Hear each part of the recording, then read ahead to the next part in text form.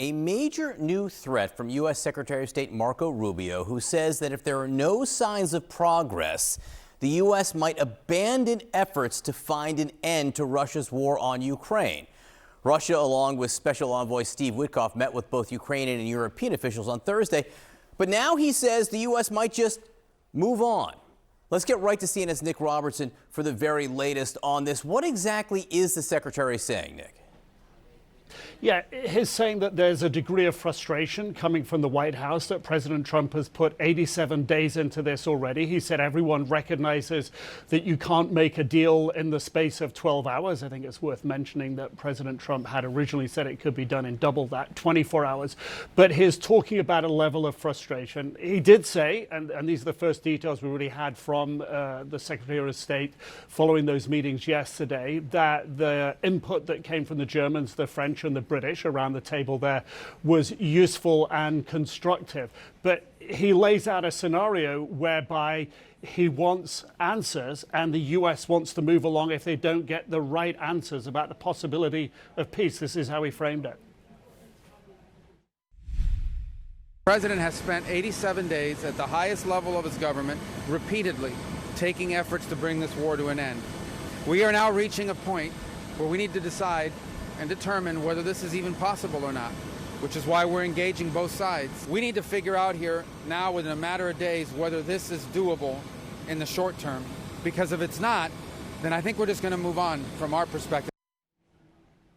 So this here, what he laid out at those meetings, it appears a broad framework is how he described it, as how the United States sees the possibility for ceasefire talks going forward. Ukraine, of course, already signing up to unconditional ceasefire, Putin and Russia prevaricating, raising different points.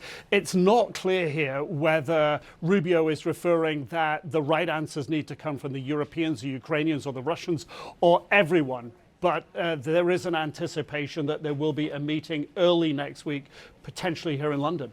Yeah, look, as you point out, there is a history of Trump and Marco Rubio being tough on Ukraine, less than tough on Russia. Is there a sense on who he's trying to nudge along here, especially because the Ukrainians just basically announced the framework for a mineral deal with the United States? Look, I think you have to read this as the pressures on the Ukrainians. We know from President Trump yesterday he is still dissatisfied and not happy with President Zelensky.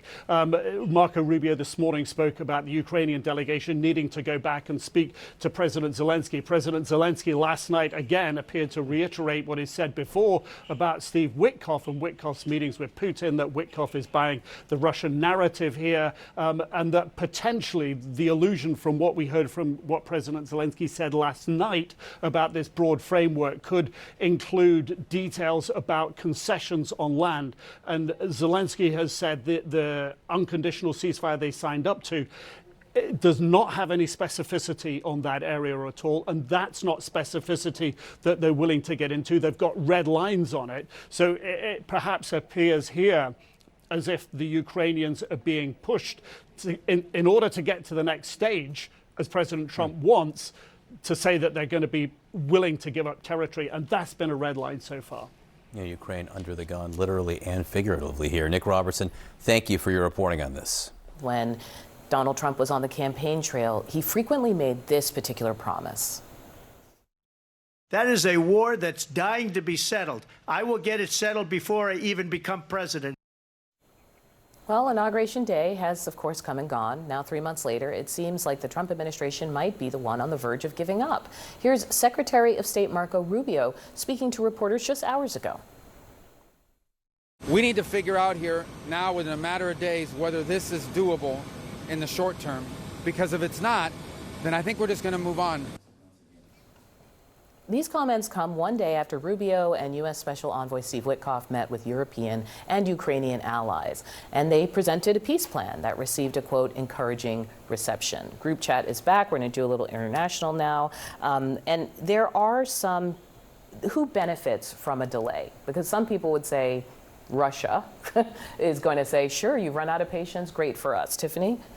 Yeah, I mean, well, let's back up a little bit and say the only reason that we are in this position to begin with is, you know, you look back at the failed departure out of Afghanistan that emboldened the evils of this world, emboldened Putin to even take on Ukraine. So Trump is now in a position where he's cleaning up the mess from the previous administration.